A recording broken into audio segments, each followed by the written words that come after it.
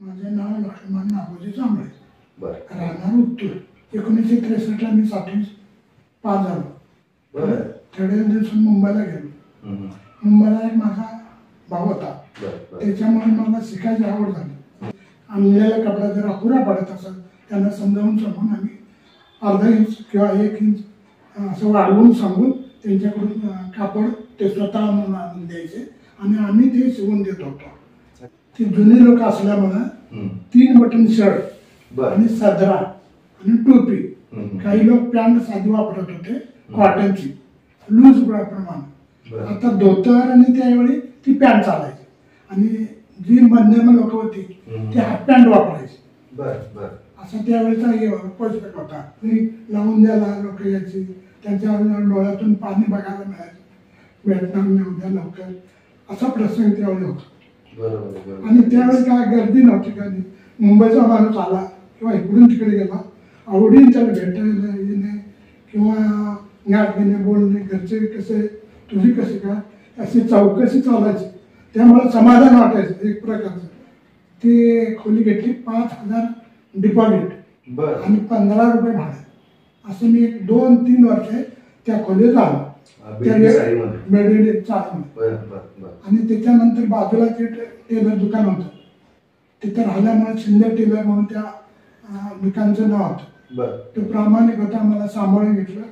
मी बरेच 1967 पर्यंत तिथं राहिलो. आणि म्हणजे एवढं का परवडायचं त्यावेळी खानावर 25 रुपये होते आणि राहणं भाडं 10 रुपये 2 रुपये असं खोली भाडं बैठकीच्या खोलीचं होतं. त्या ह्याच्यात दिवस काढले. रिपेरिंगचा बी किंवा विकत घेण्याचा बी आणि वापरण्याचा बी. आणि पहिल्या मशीनचा काय एवढा खर्च ना बारीक असला आणि अनुभव एखाद्याला आता समजा मेकॅनिकलला गेलं ती मशीन दुरुस्त करायला जादा पैसे गेले. पण आताच्या मशीनला कमीत कमी 2-3 हजार सांगतात सर. ते जे गेलं परमेश्वरा गंगाच्या देवी मला सगळं असं केलं. इथल्या लोकांनी सहकार्य केलं. मला आनंद आहे. आता मी जरी वय झालं तरी मी पहिल्यापेक्षा आता मला समाधान आहे. मी उत्तरेच्या प्रांतेत राहिलेलं म्हणजे बरं झालं. मी सुख आहे. म्हणजे थोडंफार आपल्याला 10,000चं आहे ना 5,000 तरी काय बघायचं आहे. 15,000 आपण डोक्यात आणायचं नाही. असं करीत केलं तरी शक्य आहे प्रत्येकाला. असं माझं मत. माझा आवडता त्याला सुद्धा सहकार्य केले मला सुद्धा सहकार्य शिवाजी कांबळे म्हणून माझा गडिंगचा प्रामाणिक मित्र. कांबळे म्हणून नाव माझं. त्याला मी भेदभाव असं काय मानलं नाही. घरात येणं जाणं मला सगळं बसणं उठणं त्याला करणं मला प्रिय. त्याला मी सहकार्य बऱ्याच वेळा केलं. बऱ्याच केलं. त्यानं थोडीफार जाणीव ठेवली माझी. ते व्याख्यान सांगायची मला. मग त्याच्या एक पुस्तक लिहिलं होतं तिने. त्यात माझा अमर टेलरनं असं निवडले गेलं. आणि शिक्षक जेवढे होते ते मला म्हटलं तुमचं नाव त्या माणसानं काढलं. मी लई सहकार्य केलं म्हटलं. मंडळी नमस्कार. मंडळी माझं नाव रंजित आणि आपण पाहतात सावली संवादाची हा आपला युट्यूब चॅनल.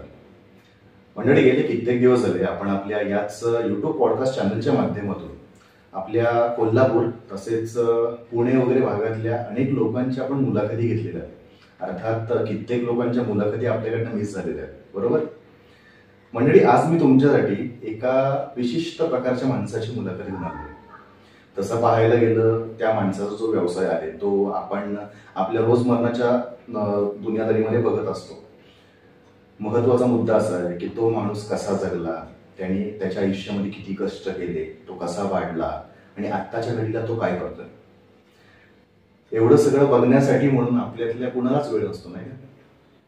सो मंडळी, आज मी तुमच्या समोर घेऊन आलोय जांभळे काकांना. मी त्यांच्याबद्दल स्वतःहून माहिती सांगण्यापेक्षा त्यांनी आपल्याला स्वतःहून माहिती दिली चांगली नाही का.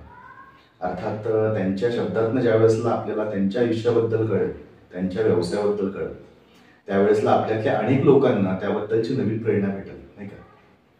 तर मंडळी, मी आपल्या या युट्यूब चॅनलच्या माध्यमातून जांभळे काकांचं आपल्या चॅनलवरती स्वागत करतो. काका नमस्ते. नमस्ते. काका, मला तुमचं संपूर्ण नाव सांगाल का? माझे नाव लक्ष्मण नागोजी जांभळे. बर. राहणार उत्तूर. बर बर. उत्तूर म्हणजे तालुका आजरा आणि जिल्हा कोल्हापूर. बर बर बर. काका सध्याचं तुमचं व्यवसायाचं ठिकाण कुठे? आता कसं झालंय, माझ्या वयाच्या मनात जरा मला काम जादा आवडत नाही. त्याच्यामुळे मी आता घरीच थोडाफार करतो आणि माझे सहकारी मुलं करतात, त्याच्यामुळे मी थोडंफार घरीच करतो आता. Okay okay okay. काका मला आवडीने तुम्हाला हे प्रश्न विचारायला आवडेल की तुम्ही हा जो तुमचा टेलरिंगचा व्यवसाय तर हा कधीपासून सुरू केला?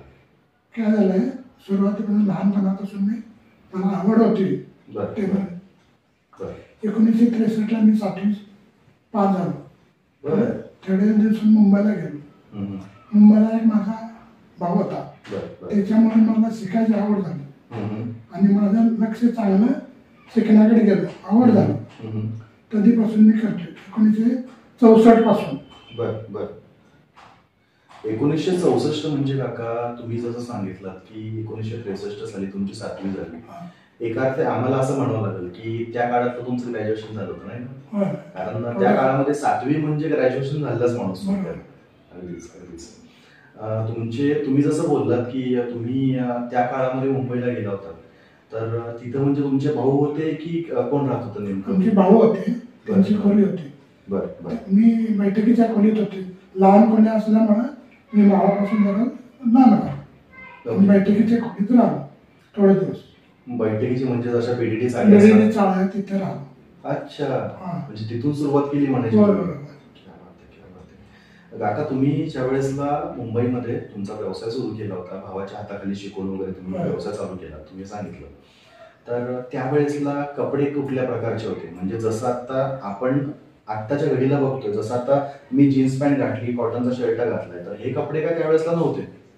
मग तुम्ही जेव्हा सुरुवात केली होती त्यावेळेसला कुठल्या प्रकारचे कपडे असायचे? त्यावेळी टेरिकॉट अमुक तमुक काही नव्हतं. बर बर. ते कॉटन, प्युअर कॉटन बर आणि खादी असे 2 प्रकारचे कपडे चालायचे. बर. आणि ते कपडे शिवायला पण सुंदर वाटायचे, सरळ व्हायचे.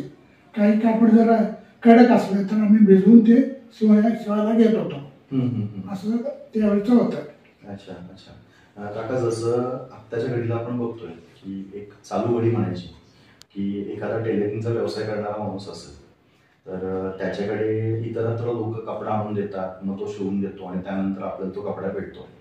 पण जसं आत्ताच्या घडीला आपण 1963 सालाबद्दलचं बोलतोय, तर त्या काळातला माहोल कसा होता? म्हणजे त्या काळात लोक कपडे आणून तुमच्याकडे देत होते की कपडा तुम्ही तुमच्याकडे स्टोअर केलेला असायचा? कसं होतं ते? त्यावेळी गरीब परिस्थिती सर्वांचीच, त्याच्यामुळे कपडे काय आपण ठेवायची कुवत नव्हती काही लोकांची.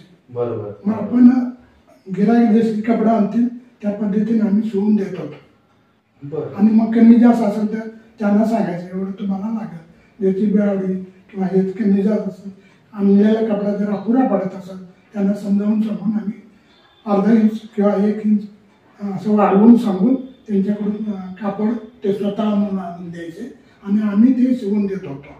अच्छा, असं होतं. Okay okay.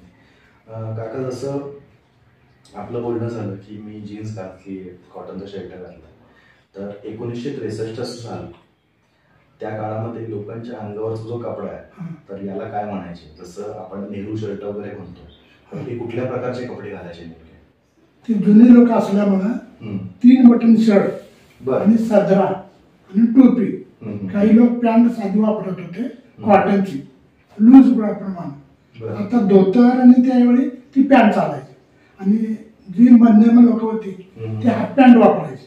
बर बर. असा त्यावेळेचा पोशाख होता. आता बराच बदल झालाय. बरोबर. अगदीच अगदीच. बरोबर. आणि मग त्या पद्धतीचं आता कोण वापरत नाही. मग समजा आता जर शिवायचं झालं असलं तर काही टेलर मिळत नाही. मग आमच्यासारखा अनुभवी जुना म्हणत असलं 3 बटन शर्ट किंवा सदरा किंवा हाफ पॅन्ट आम्ही शिवून आज सुद्धा देऊ शकतो. बर. काका थोडस आहे ना, आपण जसं आता आपण 2025 मध्ये बसलो आणि आपलं जे बोलणं सुरू आहे हे 1963 चालू आहे, तर मला जरासं तुमच्याशी बोलता बोलता जुन्या आठवणींमध्ये जायचंय. ते म्हणजे कसं की मला तुमच्याकडनं त्या काळातली मुंबई कशी होती त्याबद्दल थोडंसं जाणून घ्यायचं. जसं आपण आता म्हणतोय की आत्ताच्या घडीला मुंबईमध्ये मेट्रो आली, लोकल आली, तर त्यावेळेसला मेट्रो कशी होती आणि लोक प्रवास कसे करायचे ते जरा असं मला त्याबद्दल सांगाल का? त्यावेळेसला मुंबई कशी होती नेमकी? नेमकी मुंबई रहदारी कमी होती. बरोबर. आणि एवढी महागाई पण नव्हती. येणं जाणं सगळं आमचं खर्चाच्या बाजूने कमी आणि जाणं येणं फार कमी. आम्ही ज्यावेळी सुरुवातीला गेलो त्यावेळी 25 रुपये तिकीट होतं. 2 दिवस लागायचे मुंबईला जायला. आणि आता त्याचा बदल बराच झालाय. बरोबर. आणि त्यावेळी रेल्वे होती, एसटी होती किंवा साधी टॅक्स्या ते नव्हत्या, पण एवढ्या चालायच्या नाही. तेवढे पैसे देऊन कोण जाणार येणार म्हणून ते भाडं चालत होतं. आता त्याचा काया पालट झाली. ते आता काय जुनं सांगायला बी येत नाही आणि वापरच कोण नाही, असा फरक झाला. बरोबर बरोबर. अगदीच. जसं आता आपण म्हणतोय की आता आपल्याला जर मुंबई पुण्याला जायचं झालं तर आपण ट्रॅव्हल्सने वगैरे जाऊ शकतो. स्वतःच्या गाड्या आहेत त्यामुळे आपण गाड्यांवरून जाऊ शकतो. त्या काळामध्ये काका माणूस हा शक्यतो गावाकडनं एसटीने प्रवास करायचा. लाल गाडी एसटी आपली जी जुनी आहे तीच गाडी नेहमी चालायची. आणि दुसरी गोष्ट काय, 2 दिवस लागायचे जायला किंवा 1.5 दिवस समजा. आता ते नॉन स्टॉप गाडी असल्यामुळे धावत लवकर जाते. आणि ट्रॅव्हल तरी आता निघालं ते वेगळंच. रात्री 8ला निघालं सकाळी 7ला पोचतो म्हणून. तसं ते नव्हतं. मग लोक जुनी लावून द्यायला लोक यायची, त्यांच्या डोळ्यातून पाणी बघायला मिळायचं, भेटणार नाही उद्या लवकर, असा प्रसंग त्यावेळी होता. आणि त्यावेळी काय गर्दी नव्हती. कधी मुंबईचा माणूस आला किंवा इकडून तिकडे गेला आवडीन त्याला भेटायला येणे किंवा गाठ घेणे, बोलणे, घरचे कसे, तुझी कशी काय, अशी चौकशी चालायची. त्यामुळे समाधान वाटायचं एक प्रकारचं. आणि आता तो काळ गेला. बरोबर असं मला तरी वाटतं. नाही, खरी गोष्ट आहे की आत्ताचा तो काळच नाहीये. आता म्हणजे कसं झालं, अगदीच इथून गाडीमध्ये बसलं 8-1 तासामध्ये आपण मुंबईला पोहोचतो. त्यामुळे लोकांच्या मनामध्ये आता ती क्रेज संपत गेली. जसं तुम्ही बोललात की त्या काळामध्ये आपण आपल्या घरातल्या माणसाला पाठवून द्यायला म्हणून एसटी स्टँड वरती जायचो. त्यावेळेसला आपले डोळे खरोखर भरून यायचे की बाबा आज तो माणूस त्या गावाला चाललाय तर उद्या तो माणूस परत येणार का नाही. आपल्या मनामध्ये हे डाऊट असायचे, त्यामुळे आपण रडायचो. आता तसं काहीच वाटत नाही. मुळात त्या काळामध्ये काका मोबाईल वगैरेची ही गोष्ट नव्हती, काही नव्हती. आता जसं आपण कुणाशी बोलायचं झालं लगेच फोन काढतो, लगेच फोन 2 मिनिटात काम होऊ शकतं. आता जसं आपली नातवंड वगैरे बाहेर कुठं असतील तर आपण व्हिडिओ कॉल वगैरे करतो, ते आपल्याशी बोलतात. त्यामुळं एक ते म्हणतो ना आपण कुठल्याही गोष्टीला, आता त्या काळात कसं होतं की समजा तुमची नातवंड वगैरे मुंबईवरून येणार असतील किंवा मुलं वगैरे मुंबईवरून येणार असतील तर त्यावेळेसला आपण आस लावून बसायचो. आपल्या मनामध्ये एक त्या प्रकारची बाबा आवड होती की अरे नाही तो येणार आहे मग मला भेटायचंय. ती एक आस राहून गेली ना. आता मोबाईलमुळे म्हणून त्या सगळ्या गोष्टी राहून गेल्या म्हणायच्या. काका, तुम्ही ज्या वेळेसला तुमच्या भावासोबत मुंबईमध्ये काम चालू केलं होतं, जसं तुम्ही बोललात की तुम्ही तिकडं त्यांच्याकडे शिकलात, तर तुमचं हे जे टेलरिंग व्यवसायाचं शिक्षण आहे हे तुम्ही किती वर्ष घेतलात? भावाकडून थोडंफार शिक्षण घेतलंय मी. बाजूला एक दुकान साधंसं होतं डिलाय रोडला. त्या दुकानात मी जाऊन विचारलं असं असं तुम्हाला कामाला माणूस पाहिजे का. मला वय म्हणा. मग सुरुवातीला त्यांना मला जे काय काय विचार येते तुम्हाला ते विचारलं. मी अमुक येते म्हणून सांगितलं. मग साधी चड्डी ती आतली आणि शर्ट साधा अशी साधी कपडे मला शिवाय येतात का म्हणून विचारलं. मी येते म्हटलं. मग तिथे दिले. थोडे दिवस मी त्यांच्या ते काम केलं. 10-15 वर्ष केलं सतत प्रामाणिकपणा. मला तिथे शिकायला मिळालं आणि काम बी करता येतं. मला गोडवा लागला आणि ते मला गोडवा लागल्यामुळे मी तिथे 10-12 वर्ष राहिलो. आणि मला तिथला अनुभव 1 नंबर वाटला. असं त्याच्यानंतर माझं लग्न झालं. लग्न झाल्यानंतर मी थोडे दिवस फॅमिली तिकडेच दिली. मग त्या नेल्यानंतर ती खोली घेतली. 5,000 डिपॉझिट आणि 15 रुपये भाडं. असं मी 2-3 वर्ष त्या खोलीत राहिलो चाळीमध्ये. आणि त्याच्यानंतर बाजूला ते टेलर दुकान होतं. तिथं राहिल्यामुळे शिंदे टेलर म्हणून त्या दुकानचं नाव होतं. तो प्रामाणिक होता, मला सांभाळून घेतलं. मी बरेच 1967 पर्यंत तिथं राहिलो. आणि मग जरा मी बदल माझ्या याच्यात केला, सगळ्या गोष्टींमध्ये बदल केला. काका, तुम्ही ज्या वेळेसला टेलरिंग व्यवसायाचं शिक्षण घेतलं, तुम्ही एका ठिकाणी कामाला लागला, त्यावेळेसला एक शर्ट आणि एक पॅन्ट हे शिवून देण्यासाठी म्हणून किती रुपये आकारले जायचे? पॅन्टला 2 रुपये मिळायचे आणि शर्टाला 1 रुपये मिळायचे. कमी. आणि त्यावेळी म्हणजे एवढं का परवडायचं, त्यावेळी खानावर 25 रुपये होते. अच्छा. आणि राहणं भाडं 10 रुपये 2 रुपये असं खोली भाडं बैठकीच्या खोलीचं होतं. त्या ह्याच्यात दिवस काढले. त्याच्यानंतर मला जसं हे झालं त्याचं बदल होऊन मी गावाकडे आलो 1963 नंतर. अच्छा अच्छा. काका, मला एक गोष्ट प्रामुख्याने विचारायची वाटते. जसं आता आपण म्हणतो की हे धावतं जग. तुमचा काळ होता, त्या काळामध्ये मोठ्या जड मशिनी असायच्या कपडे शिवण्याच्या. त्यानंतर लोकांनी मोटरची मशीन आणली की बाबा मशीनला मोटर लावता येते आणि त्यानंतर करता येते. सध्याची घडी अशी आहे की बाबा सध्याच्या घडीला लोक इलेक्ट्रिक मशीन वापरतात. तर तुम्ही ज्या वेळेसला तुमचा एक स्वतःचा व्यवसाय सुरू केला होता मुंबईमध्ये, त्यावेळेसची जी तुमच्याकडे मशीन होती, तर ती मशीन तुम्ही किती रुपयाला घेतली होती? आणि दुसरी गोष्ट म्हणजे ती मशीन तुमच्याकडं कधीपर्यंत होती? तिथं मशीन साध्या हाफ शकेल ते का माझ्या स्वतःच्या नव्हत्या, त्या मालकाच्या त्या. तिथं जाऊन त्यांच्या मशीनवर मी काम करत होतो. आणि इकडे मी ज्यावेळी आलो म्हणजे गावाकडं, त्याच्यानंतर माझ्या स्वतःच्या मशीन घेतल्या, मला जसं जमल तशा. ते आता हाय स्पीड असं म्हणतात त्या मशीनला. हाय स्पीडच्या मशीन घेतल्यानंतर मोटरवर असतात त्या. पाऊल जसं पाऊल म्हणजे गाडी कसं हे करता चालवतो त्या पद्धतीने पाऊल ठेवला की आपण आपोआप पळायचे. त्यातली जरा गती घेतली नवीन मशीनची. सुरुवातीला काय मला येत नव्हतं. मग आस्ते आस्ते करत 1-2-4 दिवसात मी ट्रेन झालो आणि ती मशीन चालू करायला सुरुवात केली. काम करायला सोपं वाटलं आणि मला त्रास बी न जाणवला असं. मग पहिल्यापेक्षा मला हे अगदी बरं वाटते मशीन. काका, टेलरिंग व्यवसायातलं सगळ्यात महत्वाचं कौशल्य कुठलं असं तुम्हाला वाटतं? महत्वाचं कौशल्य म्हणजे प्रामाणिकपणा हे महत्वाचं. बरोबर, अगदीच. आणि जे गिराईक आपल्याकडे येते ते आपल्यासाठी येते समजायचं. बरोबर बरोबर. मग आपल्यासाठी आलं की त्याला आपल्याकडून जर चांगली सेवा केली तरच ते माझ्याकडे परत येणार. बरोबर असं मला वाटायचं.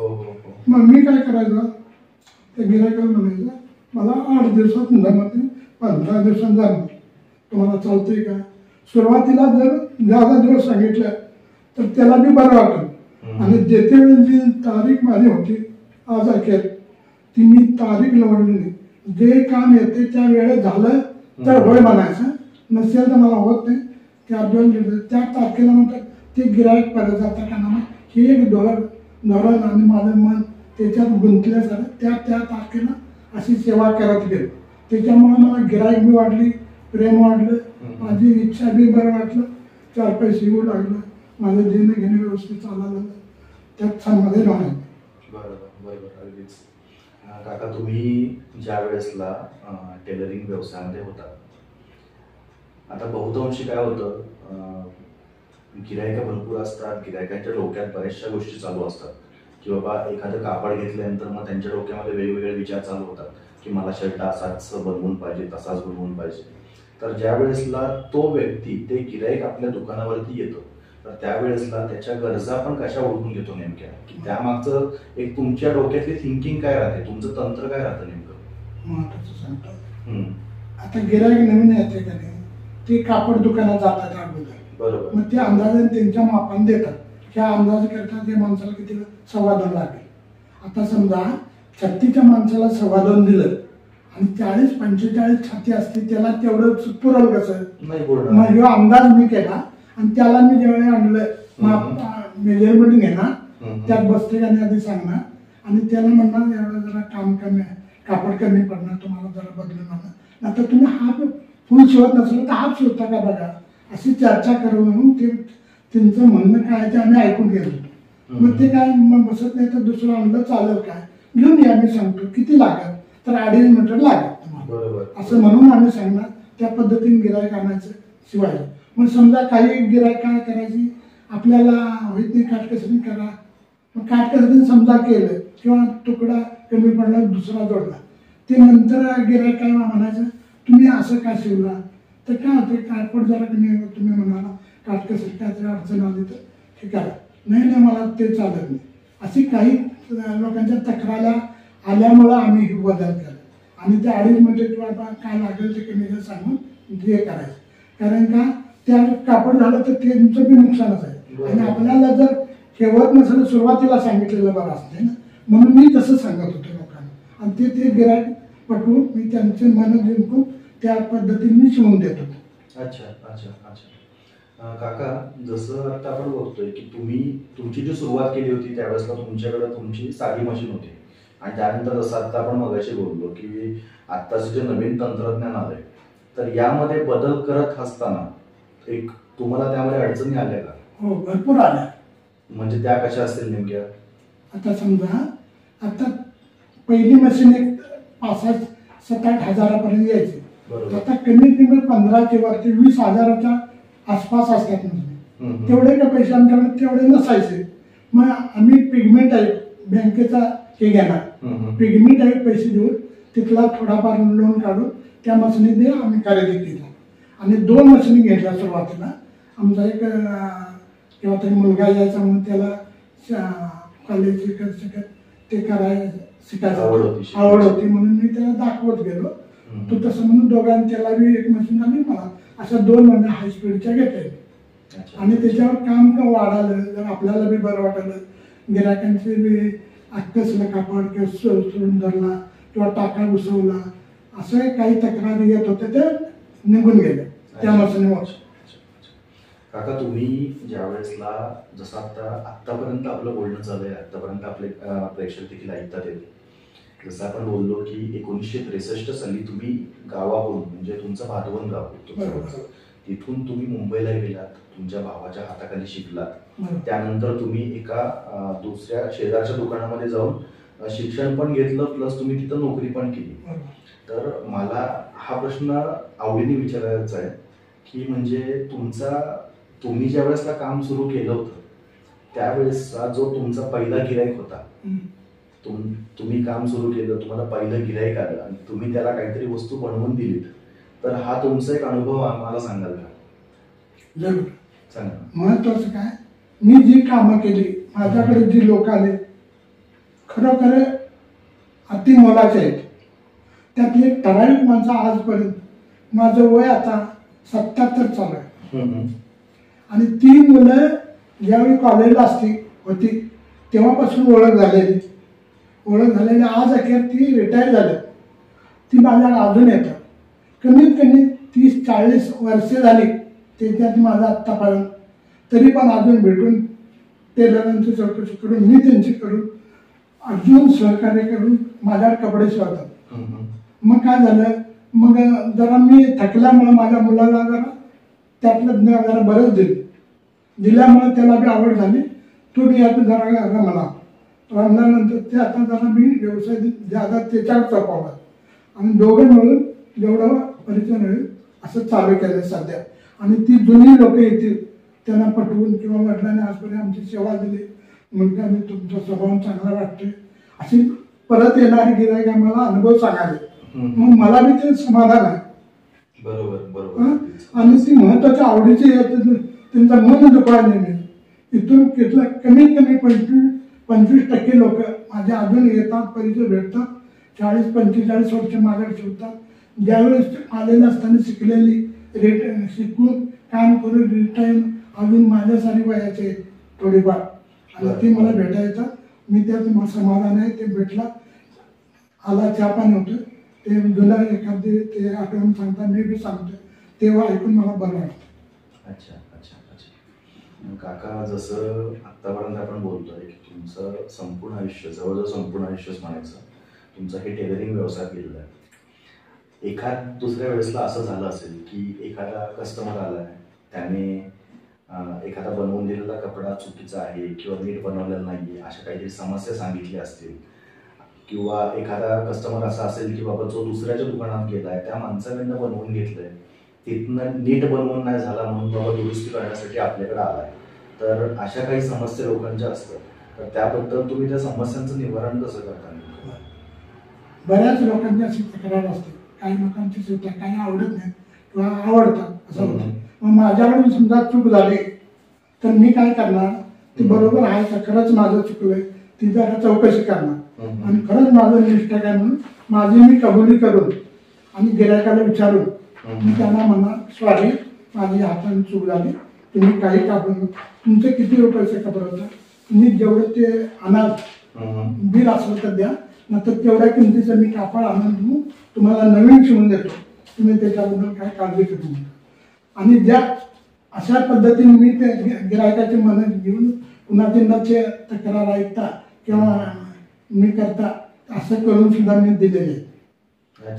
आणि त्यांचाच गोडवा आज अखेर त्या माणसाने माझे कपडे बिघडले असले तरी माझी भरपाई करून देतो, त्यात काही अडचण नाही, असे सगळ्यांचे शब्द आल्यामुळं मला तो एक आनंद आहे ना स्वतःला. म्हणजे दुसरा सुखी तर आपण सुखी, दुसऱ्याचं नुकसान ते आपलं नुकसान असं समजून मी चालत आहे. बरोबर बरोबर, अगदीच. म्हणजे तुमचे विचार देखील चांगले आहेत. काका, मी आता एवढ्या वेळ झाला आपण बोलतोय, तुमच्याशी बोलताना सारखं सारखं माझं लक्ष एका ठिकाणी जात आहे, ते म्हणजे तुमच्या मागे एक विणा ठेवली. तर घरामध्ये विणा ठेवण्याचं कारण काय, आणि दुसरी गोष्ट तुमच्या घरामध्ये संगीताची आवड कोणाला आहे, मला हे जाणून घ्यायचं. मला अतिशय तुमचा प्रश्न आवडला, त्याचा मी सांगतो. चुकून शब्द हे झाला तर माफ करा. माझा विणा म्हणजे माझा मुलगा आता काय झाला, गिटार क्लासेस चालू केले. त्यानं सुरुवातीपासून लहानपणापासून 10वी 12वी असल्यापासून त्याला शिकायची फार आवड गिटार.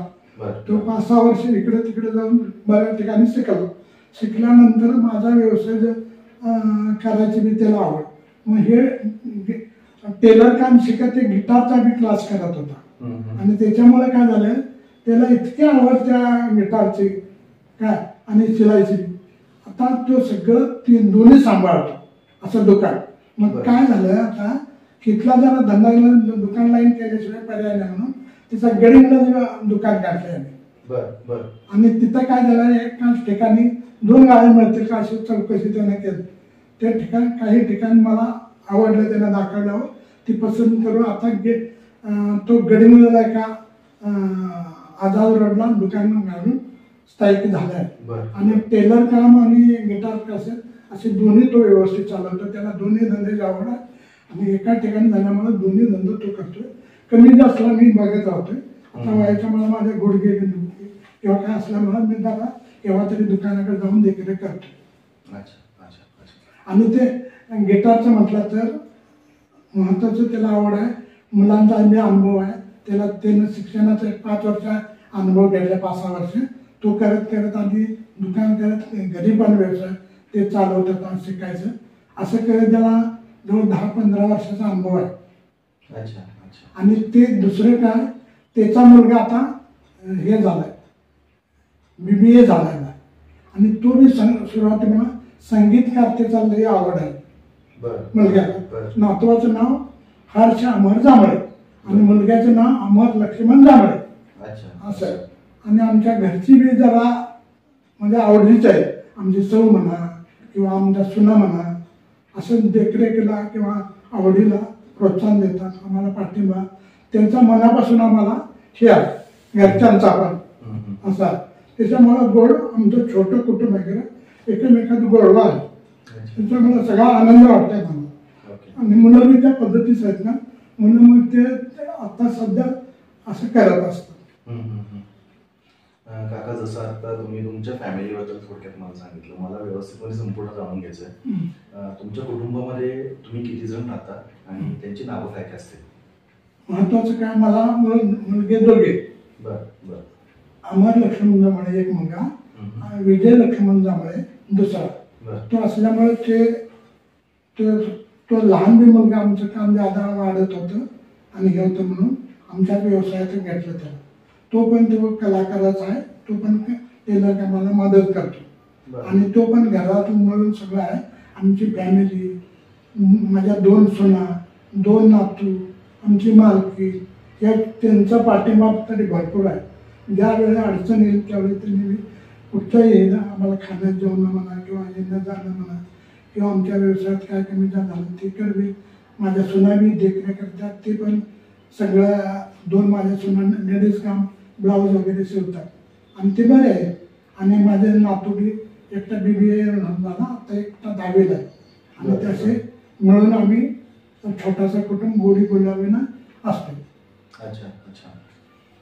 काका, जसं आतापर्यंत आपलं बोलणं होत आलंय की तुम्ही तुमचं संपूर्ण आयुष्य टेलरिंगच्या व्यवसायामध्ये होता. कसं राहतं, आता तुम्ही तुमच्या संपूर्ण आयुष्यामध्ये इतर लोकांनी आणलेला कपडा तो त्या लोकांच्या मापानुसार किंवा त्यांच्या आवडीनुसार शिवून दिलात, त्यांच्या अंगावर तो कपडा छानपैकी दिसला म्हणजे तुम्हाला मनापासून समाधान भेटलं की हा ते बघ ते मी बनवलंय, ते भाव माझ्या हातनं झालंय, की तुम्हाला त्या गोष्टीची आवड राहते की हा हे बघ ते मी केलंय. तो माणूस देखील कधी कधी बोलून दाखवतो की अरे हा शर्ट आहे ना जांभळे काकांकडनं मी बनवून घेतलाय, मी खरोखर छान दिसतो वगैरे वगैरे त्या गोष्टी. पण विषयाच्या शेवटी अगदीच बोलायचं तर तुम्हाला असं कोणी विचारायला येतच नाही ना की काका हा शर्ट तुम्हाला आवडेल का, हे कापड तुम्हाला आवडेल का. तर माझा हा प्रामुख्याने मुद्दा असा आहे की कपड्याच्या बाबतीत बोलायचं झालं तर तुमचा आवडतीचा कपडा कुठला, आणि विशेषतः जर तुम्हाला जर एखादा कपडा अंगावरती परिधान करायचा आहे, मग तो फुल हाताचा शर्ट असू दे, लहान हाताचा शर्ट असू दे किंवा एखादी वेशभूषा असू दे, तर तुम्हाला यामध्ये तुम्हाला वैयक्तिकरित्या आवडणारी गोष्ट कुठली, कपडाचा प्रकार पण सांगा आणि हे जे शर्ट वगैरे त्याचा पण मला जरासा प्रकार सांगा. आता काय होते, वयस्क लोकांना जरा कपडे वेगळे आवडतात आणि तरुण माणसाला वेगळे आवडतात. आणि सुळसुळीत किंवा जरा खरबरीत ते जरा बसायला किंवा कटिंग केल्यानंतर अंगात व्यवस्थित बसत नाही.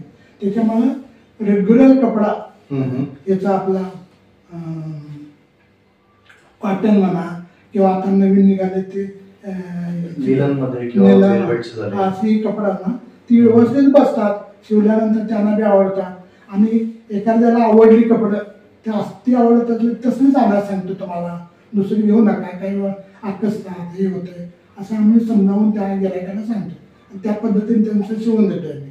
अच्छा अच्छा अच्छा. काका, एखाद्या कपड्याची जर तुम्हाला निवड करायची झाली, आता जसं एक आम्हाला लहानपणापासून आमच्या आईने शिकवलंय की कुठलाही कपडा जर समजा तुम्ही कॉटनचा कपडा घेताय किंवा कुठलाही ऑदर कपडा घेताय तर आमची आई काय करायची की तो कपडा असा ताणायचा आणि त्याला असं नखानी घालून बघायचं की बाबा त्याचे धागे वगैरे निघतात का किंवा त्याचे गोळे निघतात का.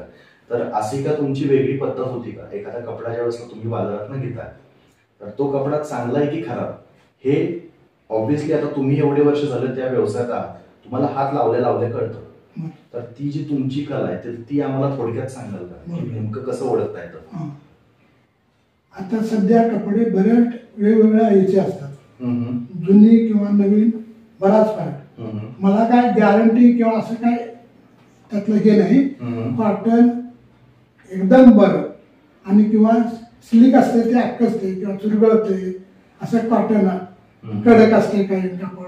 आणि हातात आल्यावर मऊपणा आहे बघा कपडा, मऊपणा असं ताणलं तर ताणत नाही किंवा हे ते कपडा जरा आमच्या मते किंवा माझ्या मते वापरायला बरं, म्हणजे अक्षत नाही किंवा चुन्याला येत नाही त्या कपड्याला. तो मनुष्य जर पसंत केला तर ते फिटिंगला बी चांगले येते आणि शिवायचं बी समाधान वाटते आम्हाला. असं आम्ही जरा आपल्याला जी कळल ते त्यांच्या पद्धतीने सांगून देतो. मग काही लोकांना आवडते त्याच्या पद्धती. मग आता काय गेलंय, सुरुवातीला स्वतःच्या पेक्षा आता लोक सगळ्यांना समजते, ते काय टेलरनं सांगायला पाहिजे असं नाही. लोक सगळे अनुभव, आता जुना वेगळा विषय आणि आत्ताचा वेगळा. आणि आत्ता जे आहे ना ते प्रत्येक माणूस हुशार झाला, ते सांगायची म्हणजे आवश्यकता लागेल त्याच्या परिणामी ते आम्ही बघितलं हे कापड कसं काढले वगैरे तेच विचारलं. तेच म्हणजे आमच्यापेक्षा तुमची हे चांगलं आहे नजर आणि तुम्हाला पसंत झालं, आम्ही असं सुद्धा त्यांच्यावर हे करू, त्यांची बी आवड चांगली आहे आणि त्या पद्धतीने घ्या असं आम्ही समजावून त्यांना सांगतोय, ते त्यांना पटतंय. बरोबर बरोबर. आणि चुकून समजा आमचा अनुभव सांगितला आणि त्यांना तो आवडला नाही, तो कापड बिघडलं, मग ते काय म्हणणार टेलरला एवढे दिवस असून त्याला एवढा अनुभव नाही असं काही लोक म्हणतात, त्याचा काही चुकीचं नाही. मग काही वेळा आमचा फरक नाही. आत्ताचं नवीन युग आहे, नवीन आपल्यापेक्षा हुशार माणसं आहे. माझंच करण मीच शहाणा म्हणून चालत नाही आताच्या गोष्टी. म्हणून आम्ही काय शक्यतो आम्हाला ते कळालं तर बरं. आता आताच्या पोरांना ते सांगितलेलं बरं, तुमच्या आवडीने बघा, एक दोन आम्हाला फार तर आनंद दाखवा, त्या पद्धतीने आम्ही हे चांगला हे चांगला नाही असं सांगू.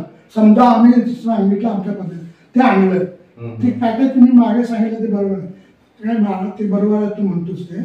पण आता आणि पहिलं फरक आहे ते आमची नजर किंवा याच्या मानात त्यांनी जसं आमचा सुद्धा अंदाज किंवा सांगणं बी चुकते मला बरोबर आहे असं म्हणून समजावून सांगितलं की त्या गिरायकाला बी पडते.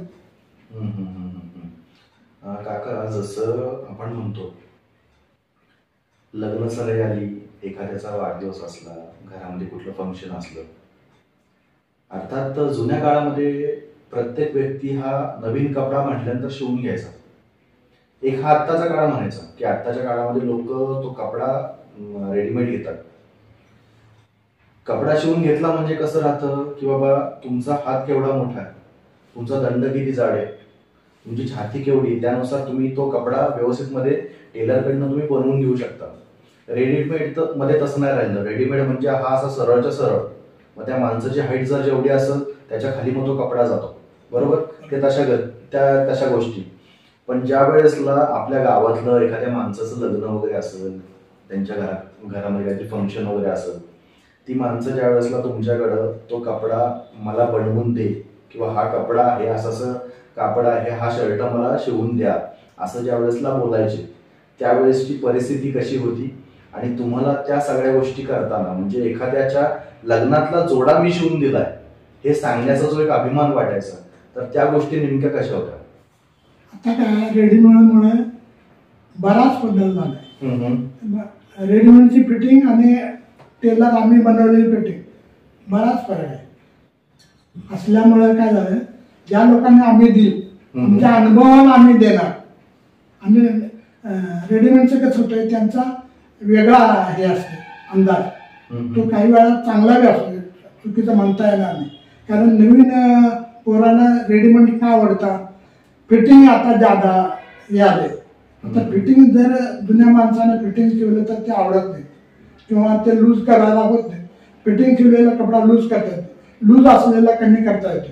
म्हणजे आमच्या पद्धतीने आहे, समजा चुकून आम्ही लूज ठेवू खरं फिट होणार नाही आमच्याकडून. ते रेडीमेडचं तसं नाही, परफेक्ट एकदा घातलं की ते येते. त्यात कमी जास्त करायला काही लोक टेलर कमी जास्त झालं की जवळपास ते रेडीमेड घेतलेले कमी जास्त करून देतात. कारण आमच्या शिवलेला आम्ही सांगितल्या पद्धतीने काही लोकांना ते आवडते.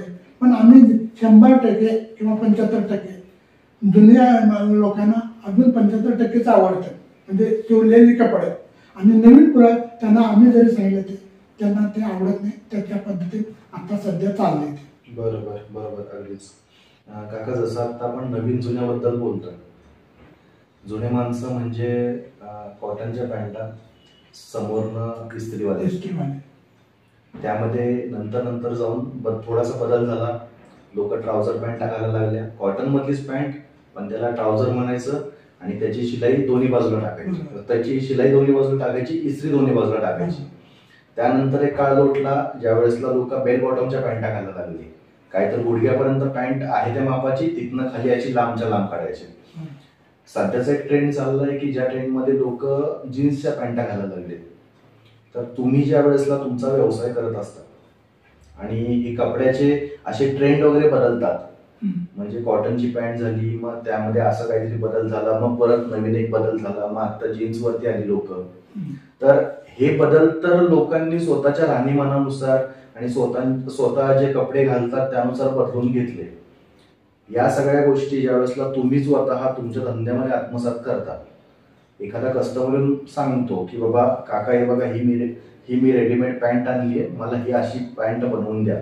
ज्या वेळेसला कस्टमरचं तुमचं बोलणं होतं त्यावेळेसला तुमची गल्लत काय होते नेमकी, आणि सेम तसंच करायचं झालं किंवा त्या ट्रेंडनुसार आपल्याला चालायचं झालं तर ते आपल्याला जमतं का? महत्वाचं काय, आम्ही ते रेडीमेडचे कपडे ना आमच्यात बराच बदल आहे. बरोबर. आणि आताची जी फॅशन आहे त्यात बदल आहे. आम्ही शिकलो ते आता नाही, त्या पद्धतीने शिवली तरी कुणालाच आवडणार नाही कपडे. आता जी माणसं येतात नवीन घालून, तुला आवडतो कुठला ड्रेस, कुठला आवडतो त्या पद्धतीचा घालून या, त्या पद्धती बघतो आणि मेजरमेंट घेऊन तुम्हाला काय ते सांगतो असतो. मग ते कपडा आणून तिने घातलं की सांगणार की अशी पद्धत आहे. मग लांबी रुंदी कमी असते, पहिल्यांची आमची देणं माप आणि आता बदलच असणार ना. ते आता शॉर्ट आहे, ती पहिलं गोट्याच्या खाली असायची, आता गोट्याच्या वर आले, मग ही फॅशन कमी झाली. मग आता ही समजा मी त्यांना समजावून ही कमी आहे, आता एक पॅन्ट तू लांब तर लांब होईल, कमी होईल, असं आम्ही त्या समजावून गिरायला सांगतो. काही लोक पटत नाही, फॅशन आहे म्हणतात, मग बेल्ट बटन असो किंवा कुठले असो, मग त्या पद्धतीने त्यांचा शेप असेल किंवा जुनी हे असेल त्या पद्धतीने आम्ही कमी जास्त मापात करून शिवून देतो. एकदमच जमलं नाही, ती नवीनच वाटायला आपल्याला. म्हणजे आम्ही काय डोकं चालू, हे मला एक दिवस तुमचे कपडे जरा राहू देत, मला बघते जमतो आणि तुला उद्या परवा. मग ते कापड मी जुनं असते ना, जुनं ती म्हणजे फॅशन, ते सगळं उसवणार आणि त्याच्यात कटिंग काय कमी जास्त आहे ते अनुभव घेणार. आम्हाला जरी त्रास झाला ते शिवून परत जर शिवायला लागलं द्यायचं करून ते असं करू, मग त्यात आमचा ते किती फरक आहे, कुठं आम्ही कमी जास्त करायला पाहिजे तर आताच्या लोकांना आवडलं म्हणून आम्ही ते एखादा बसवून आणि ती करू त्या पद्धतीने कटिंग करू, मग थोडंफार कमी जास्त व्हायचं.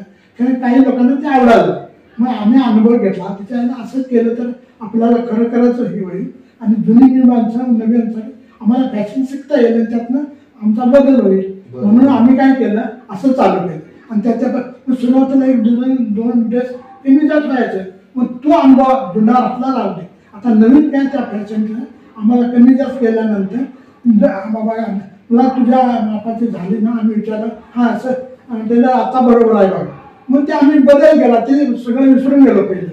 आणि आताचं जे रेडीमेडचं आहे एखादा उचलून आम्ही अशा पद्धतीने दिल्यामुळं ते बी आम्हाला अनुभव आला, समाधान वाटते. मग आमचा एक मुलगा आता नवीन करतो, त्याला फॅशन ते दोन्हीच शिकवलेलं मी त्यांना बदल. मग आता त्याच्या डोक्यात त्याच्या पद्धतीत आधुनिक आता कॅम्प्युटर कटिंगचं तुमच्या मोबाईलवर सगळं काय आम्ही आपण काय काय असतं आम्हाला काय जादा कळत.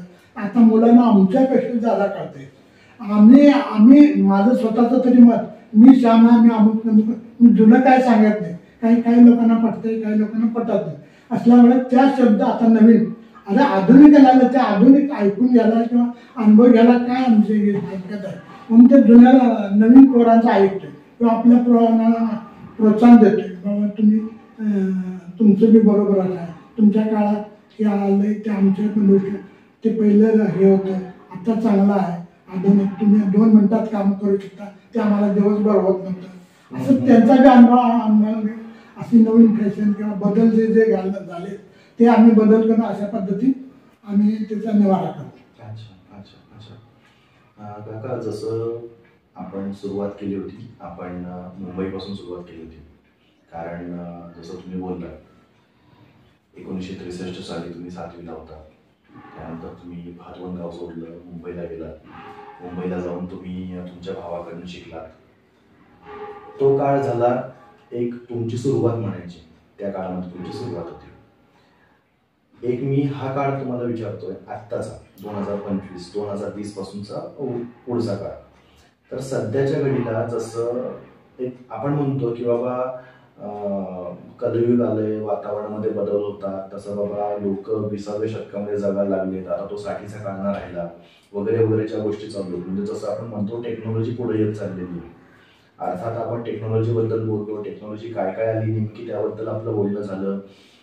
महत्वाचा मुद्दा असा आहे की जसं तुम्ही बोललात की त्या काळामध्ये मी करत होतो, आत्ताच्या घडीला माझा मुलगा करतोय. अमर जांभळे जे आहेत सध्या ते या क्षेत्रामध्ये आहेत, हे त्यांचं गिटार शॉप पण पाहतात, सोबत तुमचा टेलरिंगचा व्यवसाय पण पाहतात. मग असं सगळं काय असताना तुम्हाला ह्या धंद्यामध्ये किंवा ह्या व्यवसायामध्ये तुम्हाला स्पर्धा कशी नेमकी, तुमचा जो समोरचा जो कॉम्पिटिटर आहे किंवा जसं आपण आता बोलतोय की बाबा आझादनगरला तुमचं शॉप आहे, अर्थात तुमचं शॉप जिथं आहे त्याच्या समोर पण एखाद्या व्यक्तीचं शॉप असणार आहे, आजूबाजूला कोण ना कोण असणार आहे. तर यांच्यासोबत बाजारात ज्या वेळेसला आपण आपला व्यवसाय चालवतोय त्यावेळेसला आपल्याला स्पर्धा कशी दिसून येते नेमकी? कसं आहे, बाजारपेठेत आता नवीन आहे, सगळं नवीन आधुनिक असा म्हणजे साधा माणसाचं काम ना आताच्या युगाला. बरोबर. म्हणजे सुशिक्षित आणि अनुभवी हुशार माणूस लागतो आणि थोडाफार अनुभवच पाहिजे, त्याच्या पुढे बी जाता येत नाही. मग मी जुन्या माणसाचा अनुभव घेतला किंवा घेतात काही लोक. मग टेक्निकल काय आहे ते, त्याच्यामुळे पोरं सगळे फार हुशार आहेत. आणि आमचा मुलगा आता नवीन करायला लागला, समोरचं काम किंवा हे कमी जास्त प्रत्येकाचं होतंय, ते काय बरोबर फिटिंग येईल किंवा काय अमुक नाही, बराच बदल होतो. आणि आता असल्यामुळं आता पोरं ज्या पद्धतीने मापं घेतील त्यांची बुद्धी चालत आमच्यापेक्षा म्हणजे हुशार आहे. माझ्या मते तरी मला होत नाही ते बी आत्ताची मुलं करतात, हे मान्य करते मी. कारण सध्या मुलं फार हुशार आहेत. अनुभव आले, कॅम्प्युटर आले, हे मोबाईल आलेत किंवा काय आता आम्हाला येत बी नाही, त्या पद्धती आल्यामुळं त्या पद्धतीने त्यांना जजमेंट करून कमी जास्त करून देतात. त्याचं चाललं. आणि एक फक्त माझी आठवण ठेवा म्हटलं, ज्या गिरायकाला जी कपडे देतील ती फक्त तुम्ही वेळेत दिला तरी एवढ्यावर तुम्ही जिंकला. बाकी मी काय जादा सांगू शकत नाही. आपण बोलतोय कसं, वागतोय कसं, ही जर धर्म व्यवस्थित ठेवला, गिरायकाला म्हण काय तारखेला वेळेवर दिला, ते कसं समजा चुकी झाली तरी माफ असते त्याला. आणि त्या पद्धतीने गिरायक बी आपल्याला साथ देते. काय नाही, तू वेळेत दिला हे महत्वाचं. ते कमी जर झालं त्यावेळी कोण विचारत नाही. आता लग्न सकाळी किंवा जे धावपळ आजचं दिलं तर उद्या मागतं. मग त्याला पाठिंबा आपल्याला द्यायचा होत असेल तर द्यायचं, कारण ते त्याच्यासारखं वाईट काय नाही. त्या महत्वाच्या वेळेत त्याला देत नाही. आणि आता जी मुलं मशिनरी आल्यामुळे टेक्निक आल्यामुळे ते काम करू शकतात. आणि काही कारागीर असतात काही ह्याच्यामुळं दुकानात, ते कारागिरी पण सगळे चांगले असतात. सगळे दुकानदार अमुक तमुक म्हणा, त्या अनुभवी ज्या आपल्याला अनुभव आहे त्या पद्धतीत सगळे वेळ हँडल करून व्यवस्थित लोकांची एक सेवा करतात असं मला वाटतं. ओके. काका, जसं आपण बघतो कुठलाही व्यवसाय असू दे, आपण ज्या वेळेसला आपल्या दुकानावरती, आपल्या व्यवसायावरती, आपल्या धंद्यावरती आपण ज्यावेळेसला उभा असतो, एखादी गोष्ट विकण्यासाठी किंवा ही गोष्ट आम्ही तुम्हाला करून देतो, तुम्ही आमच्याकडे या, असं ज्यावेळेसला आपण गिरायकांना आव्हान करतो. अनेक कस्टमर असतात, अनेक गिरायक असे असतात की जे आपल्याकडे येतात, ती वस्तू विकत घेतात किंवा त्या वस्तूची ऑर्डर देतात आणि निघून जातात. काय काय कस्टमर असे असतात की बाबा ज्यांचं बजेट नसतं, अर्थात ते बाजारातनं आणतील 500-550चा कपडा, चांगल्या क्वालिटीचा कपडा आणतील, पण शिवण्याच्या वेळेसला वगैरे ते म्हणतात की नाही काका माझं बजेट नाहीये, माझ्याकडे एवढे पैसे नाहीयेत. मग अशा लोकांना आपण डील कसं करतो नेमकं?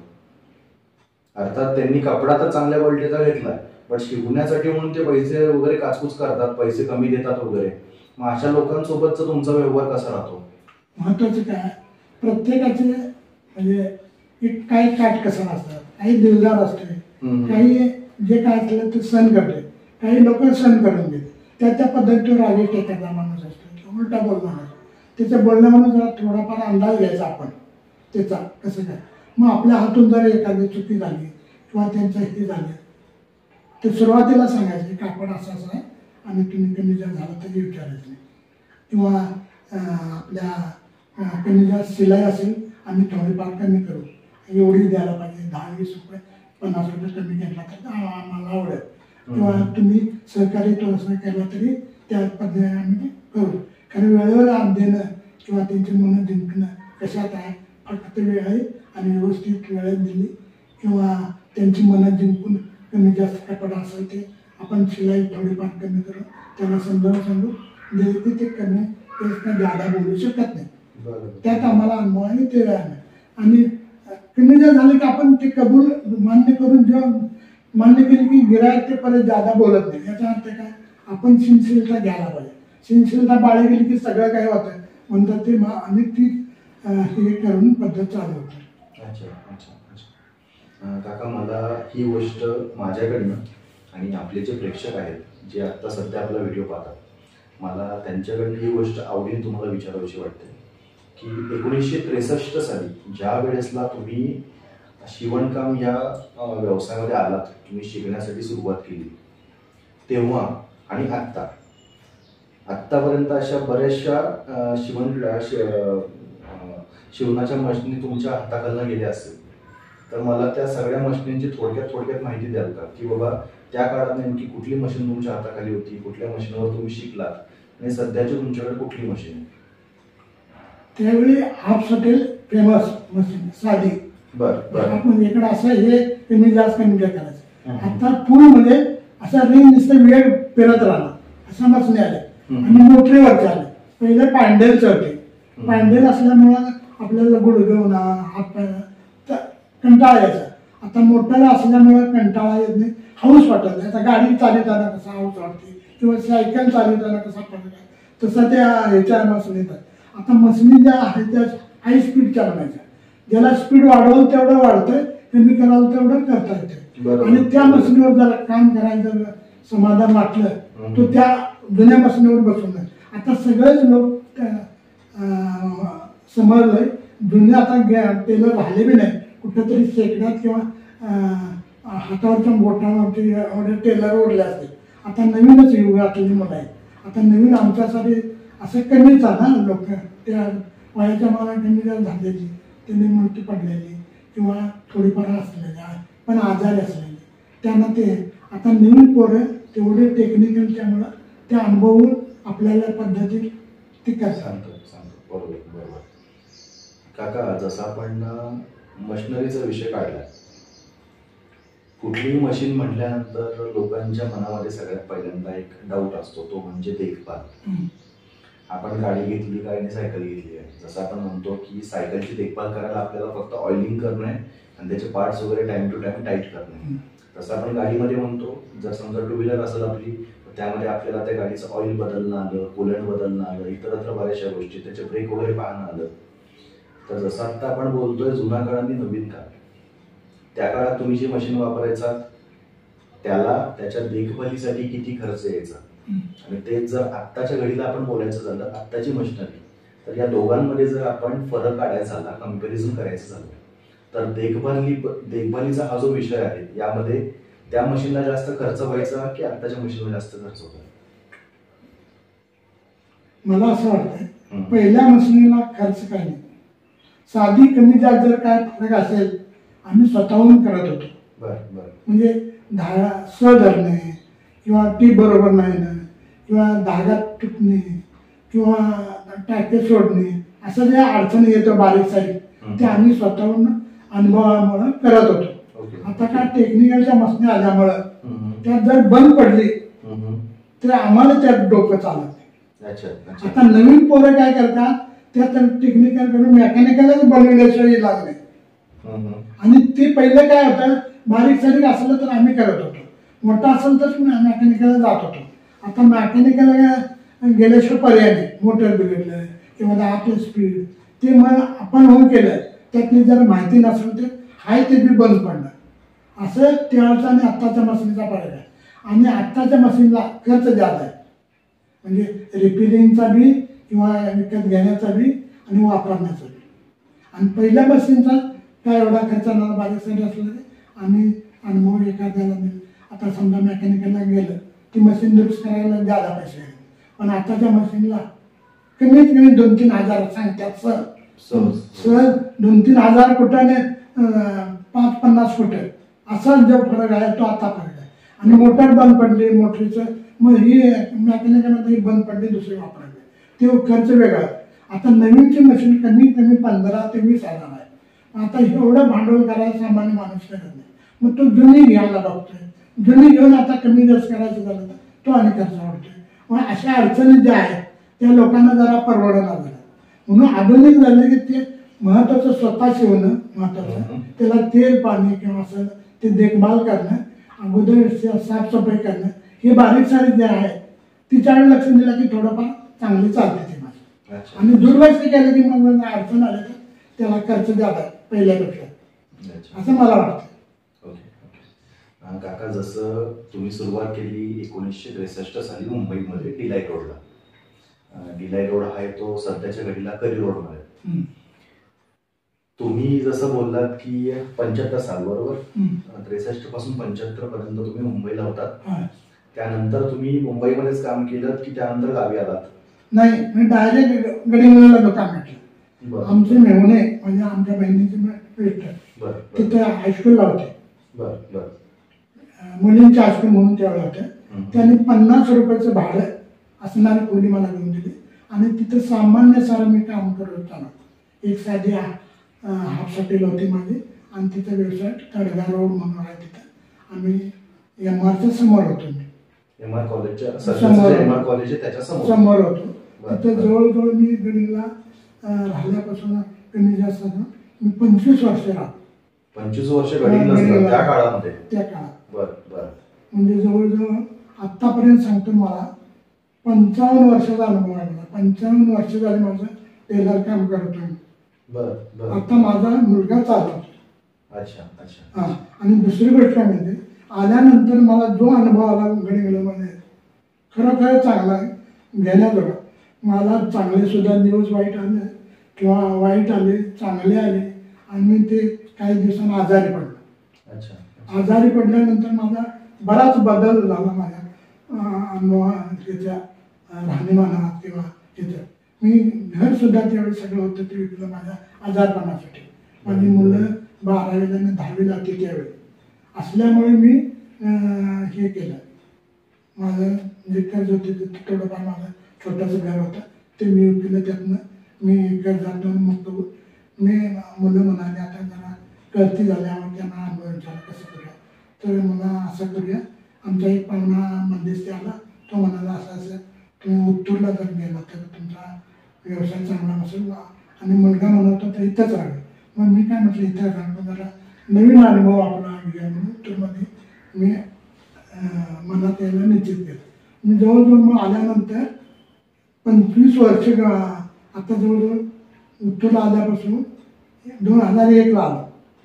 ते आज अखेर मी व्यवस्थित आहे. माझं छोटीशी जागा घेतली, छोटंसं घर बांधलं आणि सगळ्या बाजून कमी जे पहिले दिवस होतं ते जे गेलं परमेश्वरा गंगाच्या देवी मला सगळं असं केलं. इथल्या लोकांनी सहकार्य केलं. मला आनंद आहे. आता मी जरी वय झालं तरी मी पहिल्यापेक्षा आता मला समाधान आहे. मी उत्तर गावातल्या प्रांतात राहिलेलं मला बरं झालं आहे. मी सुख आहे. आणि मला कसं आहे दुसरी गोष्ट तिथून अनुभव असल्यामुळं काही लोक माझी विश्वास मी कधी कुणाला खोटं बोललो नाही, कोणाला फसवलं नाही किंवा कुणाला मरतं म्हणून घेऊन हे खाल्लं नाही. मी प्रामाणिकपणे माझ्या स्वतःहून कुणाला जरी विचारला हा माणूस कसा आहे तर तो तुम्हाला सांगितल्यानंतर कळलं. मी काय म्हणजे मोठं कोणा मी काय ज्यांना सांगितलं मी आहे ते खरं सांगायला. ओके. तर काका मला सध्याच्या घडीला तुम्हाला हे विचारायचं आहे की तुमचं जसं आता तुम्ही बोललात की तुमचं जे दुकान आहे सध्याचं ते गडिंग्लजमध्ये आझाद रोड इथं. तर सध्याच्या तुमच्या दुकानामध्ये कामगार किती आहेत आणि त्या कामगारांचं तुमचं नियोजन कसं आहे? म्हणजे दुकान किती वाजता उघडतं, कामगार किती वाजता येतात, ते नेमकं जर असं स्वरूप मला सांगा. आता काय झालंय, आता आम्ही गडिंगला येणं जाणं आम्ही जाऊन येऊन करतोय. म्हणजे सकाळी नाश्ता पाणी किंवा जेवण हे असते ना म्हणून आम्ही 9:30 पर्यंत जातोय. आणि जातेवेळी काय करतोय आपण नाश्ता करून जेवणाचा डबा घेऊन दुपारचं जेवणाचं घेऊन जातोय. 9:30 पावणे 10च्या दरम्यान उघडतोय. उघडल्यानंतर दिवसभर सकाळी म्हणजे गिटार त्याने दोन्ही असल्यामुळे एका ठिकाणी असल्यामुळे ते दोन्ही रेग्युलर करता येते. मग जे आलेली गिरायक त्या तारखेचे माप घेऊन हे करून त्या तारखेचे ठेवतो. आणि काही तिघे जण आहेत आमचे. मग त्यांना काय करायचं 2-4 दिवसाचं काम काय असेल ते कापायचं आणि 2-4 दिवसाचं द्यायचं. ते आणून दुसऱ्या दिवशी देतात. ज्यावेळी आणून देते ते त्यावेळी दुसरं काम देतो. त्याच्यानंतर ज्यावेळी येईल त्यावेळी त्याचा हिसाब त्याच वेळी देतो. म्हणजे काय महिनाभर कोणाला अडचण येते त्यांना प्रत्येकाची गरज असते तर त्यावेळी आम्ही लोकांचे पैसे पेड करतो. ज्यावेळी एखाद्या गिरायकाला अर्जंट असलं अर्जंट द्या म्हणतोय असं कमी जास्त तारीख देऊन सकाळी 9:30 ते रात्री 9:30 ते क्लास असल्यामुळे जरा वेळ होतोय. 9:30-10 पर्यंत आम्ही घरी येतो. असं काका आता कसं होतं एक तो तुमचा काळ आपण आपल्या या व्हिडिओची सुरुवात करतानाच आपण तुमच्या त्या काळामध्ये गेलो होतो जिथून तुम्ही सुरुवात केली. तुम्ही जसं बोललात की ज्या वेळेसला तुम्ही सुरुवात केली होती त्यावेळेसला तुम्ही तुमच्या भावाच्या हाताखाली शिकलात. त्यानंतर एका दुसऱ्या दुकानदाराकडे गेलात त्याच्याकडनं थोडंफार शिकलात आणि मग पुढे गोष्टी केल्यात. हा झाला आपला काळ, की आपल्या काळामध्ये कुठलीही गोष्ट शिकायची झाली, कुठलाही व्यवसाय शिकायचा झाला की दुसऱ्याकडे शिकायला जायचं, ही एक पद्धत होती. सध्याची अशी पद्धत आहे की बाबा प्रत्येक गोष्टीसाठी कोर्सेस आलेत. मग ते ITIचे कोर्सेस असतील, कोणी घरच्या घरी शिवण क्लासचे क्लासेस वगैरे घेतात. ही एक आत्ताची काळ झाली. मला प्रामुख्याने हे विचारायचंय की एखादा व्यक्ती नवीन असतो, तो ज्या वेळेसला आपल्या दुकानामध्ये कामाला येतो किंवा एखाद्याला समजा नॉलेज नसतं ह्या विषयातलं पण त्याला आवड आहे, तर त्याला ज्या वेळेसला आपण त्या गोष्टीचं प्रशिक्षण देतोय, तर त्यावेळेस आपल्या समोर नेमक्या काय काय गोष्टी समोर येतात, म्हणजे संकट म्हणता येईल किंवा आव्हानं आपल्या समोर काय काय येतात? आपल्याकडे जर आपल्याला नवीन एखादा मुलगा शिकायचा आहे, त्याला बरोबर शिकल्यानंतर आला तिथे आम्ही विचारपूस करतोय, तुला मला शिकायची इच्छा आहे काय, तुला रोज इथे बसून 8 तास 4 तास बसशील काय, तू हे त्रासाचं दिसतंय तेवढं सोपं नाही काम, एकसारखं बसावं लागतंय, हलगर्जीपणा करून चालत नाही. ती इच्छा असेल तर हे काम जमव तुला, ते नाही म्हणून चालणार नाही. मग हाय म्हणतोय माझी शिकायची करायची इच्छा आहे, मी बसणार. मग त्याचं टायमिंग असेल ते या टायमाला येतो म्हणाला की त्याच्या टायमाला देऊन मग त्याला समजावून सांगायचं, काय बाळ मी काम जसं करतोय ना मी सुरुवातीला ते फक्त बघायचं, एक 4-5 दिवस काम करतो, फक्त काय जोडतोय काय करतोय हे सगळं नीट थोडंफार तुला हे करतात ते तेवढं माहीत पडतं. त्याच्यानंतर काय करतो, तुला एक पार्ट मशीन देतो, मशीनचं कमी जास्त सांगतो आणि एक पार्ट देतो, तो एक पार्ट करायचा. म्हणजे तुला एक पार्ट झालं की 4 वेळा झालं की तो तिथला अनुभव मिळेल. असं कधी तुला पूर्ण होईल. अशा पद्धतीने सुरुवातीला सांगतो, त्या पद्धतीने त्याला दाखवून हे करू. एक 6 महिने वर्षभरात तो व्यवस्थित ट्रेन होतो. आम्ही जसं ते ऐकत आहे. मग सुरुवातीला जर कमी जास्त होते जरा उसवायचं जरा शिवायचं, अनुभव आला एकदमच बाद आला तर पूर्ण विश्वास सांगतोय. असं केलं तर त्याला बी प्रॅक्टिस होईल, त्याला आवड होती, तो करून देतो. आणि मग जे शिकतात आपलं क्लासला ते हे लई बदल आहे. तू हे करणं की कमी जास्त होते. मग अनुभवान शिकणं आणि ते क्लास शिकणं फरक आहे. मग क्लासचं शिक्षण जरा वेगळं असतं, म्हणजे लांबी रुंदी त्यांचं गोष्ट ते वेगळं असतं. आता घरगुती शिवलं की मग जसं गिरायकाला कशी कपडे पाहिजे त्या पद्धतीने होतात आणि हिची कमी जास्त होतात. मग काही लोक ते आता बदल करून कमी जास्त करून येतात रेडीमेडवाले. आणि जी आपण अनुभव एका टेलरकडे गेला ते परफेक्ट कमीत कमी वर्षभरात परफेक्ट होतं. बरोबर, असा माझा अनुभव. आणि त्या पद्धतीने जर शिकलं मग असेच मुलं शिकतात आणि असेच इतर टेलर बी शिकवतात. हे बघून बघितलं की एकाचं बरं अगदी हुशार आहे ते का पहिल्या सगळंच रेकॉर्ड करून घ्यायचं काय गरज नाही. जरा दाखवलं आज एवढं दाखवलं की ते त्यांच्या पीठ होत आहे. आता ती मुलं कसं कॅम्प्युटर काय म्हणतात त्याचं डोक्यात पीठ होते. पहिल्यांदा वेळ लागायचा, आता लवकर होतं. बरोबर बरोबर बरोबर. काका, जसं आपण म्हणतो व्यवसाय धंदा, व्यवसाय म्हणला की सगळ्यात पहिलं लोकांच्या डोक्यामध्ये येतं ते म्हणजे भांडवल. तर जर समजा त्या काळात तुम्ही जसं तुम्ही बोललात की त्या काळामध्ये तुम्ही तुमचा व्यवसाय सुरू केला, अर्थात त्यावेळेसचे 10 रुपये म्हणजे सध्याच्या घडीला 1000 रुपये म्हणायचे. तर त्यावेळेसला तुम्ही धंदा सुरू केला, त्यावेळेसला तुम्ही बऱ्याचशा वस्तू वगैरे विकत घेतल्या, भांडवल टाकलं त्यामध्ये. आत्ताच्या घडीला जर समजा तुम्ही तुमचं दुकान ज्या ठिकाणी आहे त्या ठिकाणी जसं मेंटेन ठेवताय, ते तुमचं दुकान मेंटेन ठेवत असताना किती जरी झालं, एक आपण असं नाही म्हणू शकत की बाबा मी एकदा धंदा सुरू केलाय त्यामध्ये मी एकदाच भांडवल गुंतवलंय आणि आता फक्त माझी कमाई चालू झाली, असं आपण कधी म्हणत नाही. प्रत्येक महिन्याला आपण नवीन सामान आणतो, प्रत्येक महिन्यामध्ये आपण भांडवलासाठी नवीन पैसा खर्च करतो. तर या भांडवलाचं आपल्या व्यवसायासोबत आपण नियोजन कसं करतो की समजा एवढे पैसे लावले, मला एवढे पैसे निघणार आहेत आणि हे राहिलेले पैसे मला या ठिकाणी गुंतवायचे, याच्यात जे हे व्यवस्थापन आहे तर हे आपण कुठल्या पद्धतीने करतो? कसं आहे, कामाचं आपलं किती शिलाई करतोय काम, आपल्याला येणे किती असते, पैसे जमा होतात किती. पहिलं कसं होतं कमी खर्चात व्हायचं, कमी खर्चानं आता म्हणजे जागा भाडं किंवा डिपॉझिट म्हटलं तर 1000 ते 9 लाखाच्या पट्टीत राहतं. पहिलं 500 हजारात 10,000 वाढायचं, तेच आता 1,00,000 2 लाख लागतात.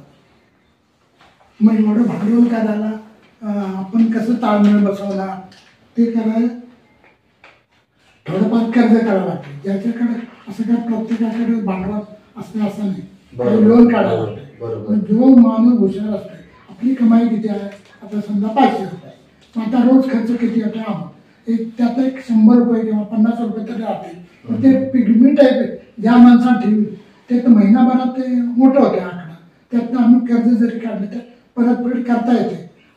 असा अरेंजमेंट केली तर आताच्या युगाला बारी आहे. म्हणजे एकदम आपल्याला विचारण चाललं, सगळा खर्च चालला आणि सेव्हिंग झालं. असं जो मनुष्य कराल त्याला व्यवस्थित पाहिजे. लाखाच्या पटीत आता समजा 1000, 10,000, 5,000 असलं दिवस आल्या भाड्याचं आणि डिपॉझिट 50-60,000 किंवा 1,00,000, 2,00,000 जे आहे, मग एवढी रक्कम मोठे पैसेवाल्याची कामं. पण सामान्य माणूस त्याचे बी असतात की 5,000 द्या, 10,000 द्या डिपॉझिट, असं करून भाडे 2,000 किंवा 3,000 असे बजेट असतात. त्या ज्याच्याकडे बजेट आहे त्याच्या पद्धतीने जागा निवडून राहिलेलं बरं. आणि माझं तरी काय, ज्याच्याकडे भांडवल मोठं नाही असते असतं टप्पा पायरी टप्पा कसा असतो तसं केलं तर फायदेशीर ठरेल. त्या दृष्टिकोनात आम्ही वाटचाल केली. म्हणजे थोडंफार आपल्याला 10,000चं आहे ना, 5,000 थोडीच काय बघायचं आहे, 15,000 आपण डोक्यात आणायचं नाही. असं करीत केलं तरी शक्य आहे ते प्रत्येकाला. अच्छा अच्छा, असं माझं मत. काका, जसं आता आपण भांडवलचं बोलतो, अर्थात कुठलाही व्यक्ती जो शून्यातनं वर येण्याचा प्रयत्न करतो, तो व्यक्ती ज्या वेळेसला स्वतःचा एखादा व्यवसाय सुरू करण्याचं म्हणतो, अर्थात प्रत्येकाच्या हातामध्ये काय भांडवल नसतं. प्रत्येक जण काय हातामध्ये 1,00,000-1,50,000 रुपये घेऊन बसलेला नसतो. जर समजा एक उदाहरण द्यायचं झालं, आत्ताच्या घडीला एखाद्या व्यक्तीला टेलरिंगचा व्यवसाय सुरू करायचा आहे किंवा कुठलाही व्यवसाय सुरू करायचा आहे, त्याच्याकडे स्वतःचं भांडवल आहे 10,000चं. जसं आता तुम्ही सांगताय की जे दुकान मालक असतात ते लोक भाडा अव्वाच्या सव्वा काहीतरी घेतात वगैरे वगैरे. या सगळ्या गोष्टी करत असताना सरकार, आपलं महाराष्ट्र शासन किंवा एखाद्या स्थानिक संस्था यांच्याकडनं आपल्या या व्यवसायासाठी म्हणून मदत म्हणून कुठलं काही कर्ज वगैरे भेटतंय का? पुष्कळ भेटतंय. बरं बरं. महत्वाचं काय, जो माणूस कर्ज काढणार आहे किंवा फेडणार आहे तो अधिक काळजीपूर्वक पाहिजे. परतफेड विचार करायला पाहिजे. आम्ही एवढं काढतोय ते परतफेड करायला काय काय करा हे डोक्यात पहिला विषय पाहिजे त्या माणसाला. आणि घेतल्यानंतर आपल्याकडे समजा काम काय करणार किंवा कशासाठी खर्च करणार किंवा प्लॅन आखायचा. आपल्याला समजा 1,00,000 रुपयाचं काम करायचं आहे आणि आम्ही 50,000 भांडवल नाही किंवा तेवढी ताकद नाही, त्या उडी मारायचं, टप्प्याटप्प्यात काम ते करायचं. म्हणजे सामान्य माणूस जो पैसेवान आहे तो त्याला बघायची गरज. ज्या सामान्य माणसाच्या टप्प्याटप्प्यानं कसा होईल आपल्याला परतफेड करता येईल. कोणाचं नुकसान नको, कोणाचं कर्ज नको किंवा कोणाचं नोटीस नको, कोण दाराला या, असं जर वागायचं असेल तर आपला कोटीच्या बाहेर काय करायचं नाही. 1,000, 5,000 जमत नसेल तर 5,000 करायचं, 10,000 जमलं 10,000 करायचं, असं वाढवी जायचं. कारण साध्या घरात तर तो माणसाला अडचण येणार. आणि जे काय विचार न करता करतील, काही वेळा आता बघितला लिलावाला हे झालं, मारामारांना सावकार व्याज, अमुक तमुक, हे किती अडचण येतात बघितला. मग ते लास आला, लास गेला, असं सगळं होतं. जो माणूस विचार करून गेला पाहिजे त्याचं यश येते असं मला तरी वाटतंय. आणि तसंच केलेलं बरं. मोठं व्हायला जायचं नाही. सुरुवातीला लहानाचा काय माणूस मोठा एकदम 60 वर्षाचा ठरतोय. जसा टप्पा आहे पायरी पायरी केलेलं केव्हाही बरं. आता समजा आम्ही लाखाची गोष्ट बोलायची, कारण कमीत कमी मला 50,000 तरी पाहिजे लाखाची, तर असं आमचा गेलं.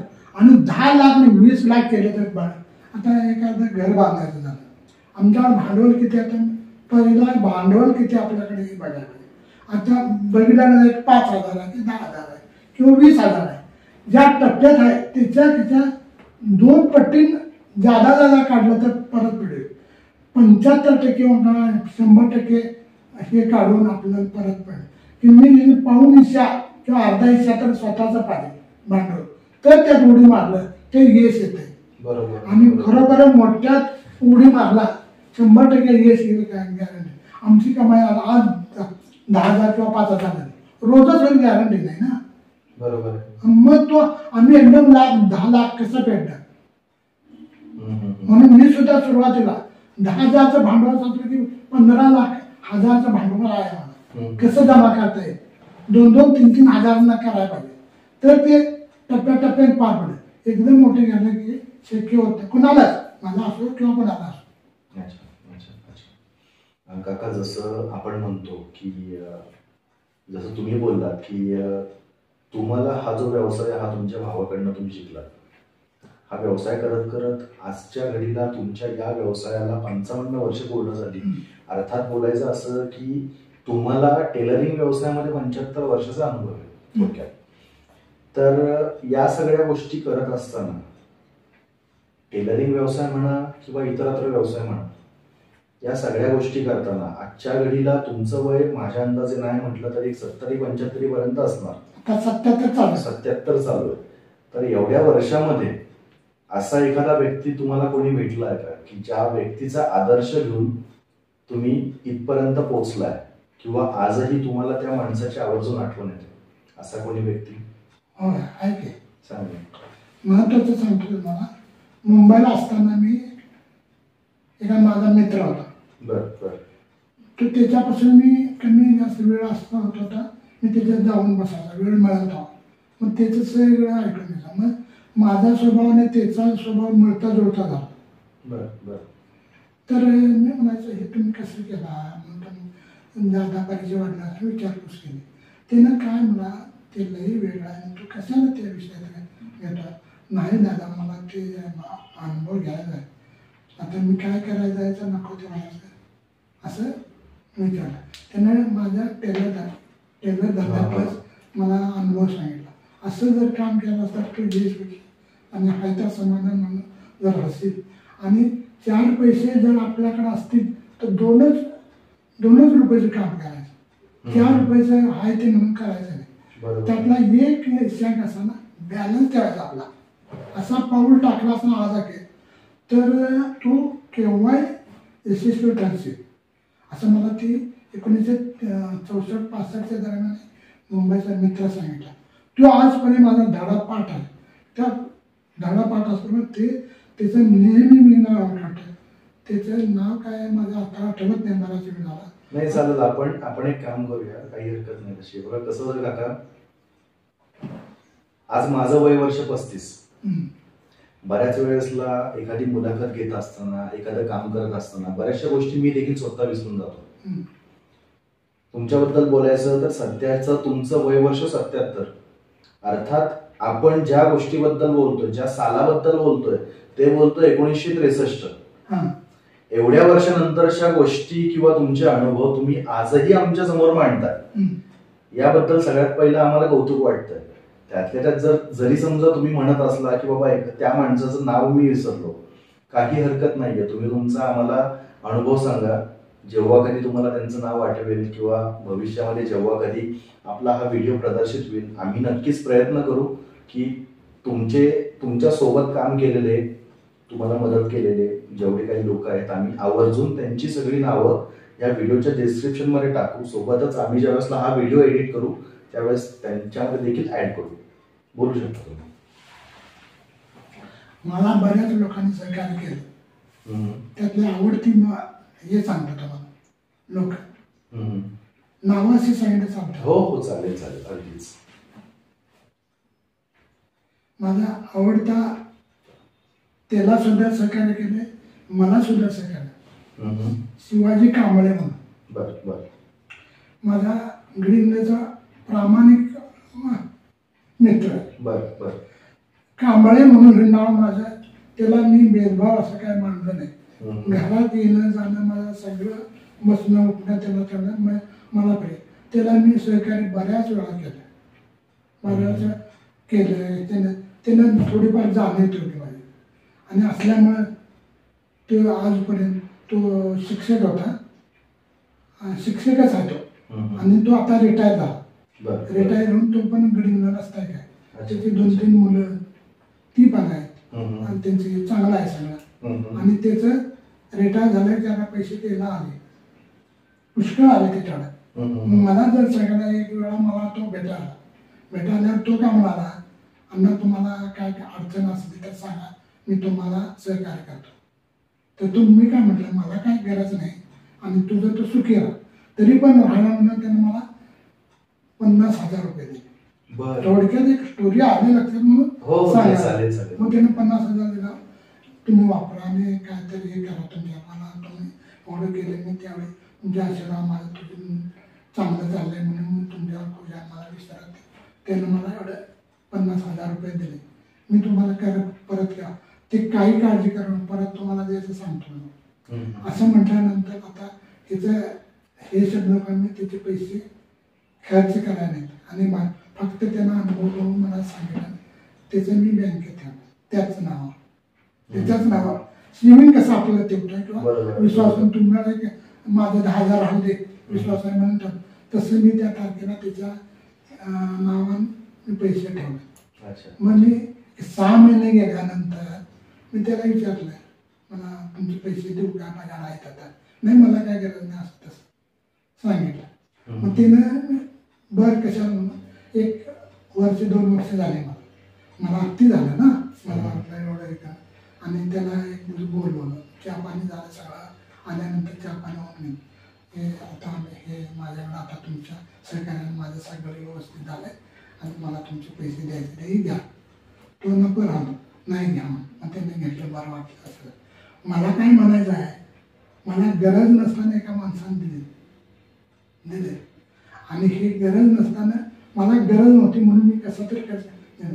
मला काय जाणीव खरं सांगायचं सांगतो तुम्हाला, मला दुसरी कोणी न मदत करतात एकमेव माझ्या आयुष्यातला मदत करणारा माणूस शिवाजी कांबळे सर, ते रिटायर आहेत. त्याचं मी कौतुक करत थोडं आहे.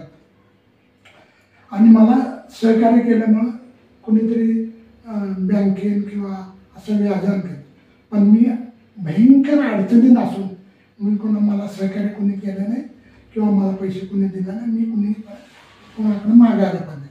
अशा पद्धतीने देवानं परमेश्वरा त्या जमून काही म्हणा किंवा ह्या इथल्या मला तसा जाणीव मला मी कोणाकडे हात बसला आम्ही कोणाचे बँकिंगचा व्यवहार केला, पुष्कळ केला.